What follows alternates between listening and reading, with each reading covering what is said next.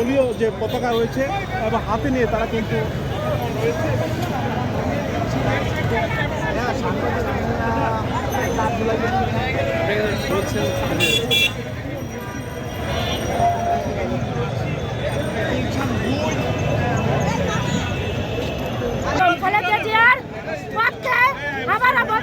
নির্বাচন দিয়ে এই দেশের মানুষের হাতে গণতন্ত্রের একটি দেশ আমরা চাইতেছি।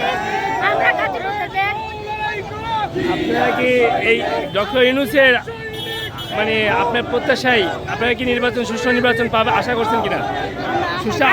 আশা করি, কিন্তু সে যে শুরু করতেছে সংস্কার, আমরা বলতেছি সংস্কার একটা চলমান দৃশ্য।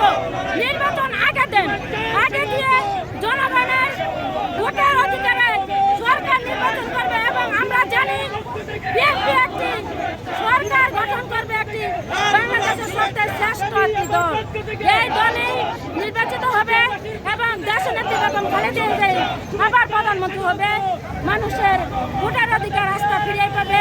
আমরা চাই এই সুস্থ নির্বাচনের জন্য ডক্টর ইউনূস যদি করে তাহলে জানি একটা নির্বাচন হলে আমাদের বিএনপি আবার সরকার গঠন করবে। সেই প্রত্যাশা রেখে আমি গাজীপুর মহানগর মহিলা দলের পক্ষ থেকে আমাদের গাজীপুর মহানগর বিএনপির সরকার ভাই এবং সাধারণ সম্পাদক রনি ভাইয়ের পক্ষ থেকে সবাইকে আবার আন্তরিক শুভেচ্ছা জানিয়ে আমার বক্তব্য এখন শেষ করছি। বাংলাদেশ জিন্দাবাদ, বাংলাদেশ জাতীয়তাবাদী দল জিন্দাবাদ, গাজীপুরের বাসী সবাইকে ধন্যবাদ, জিন্দাবাদ। আসসালামু আলাইকুম।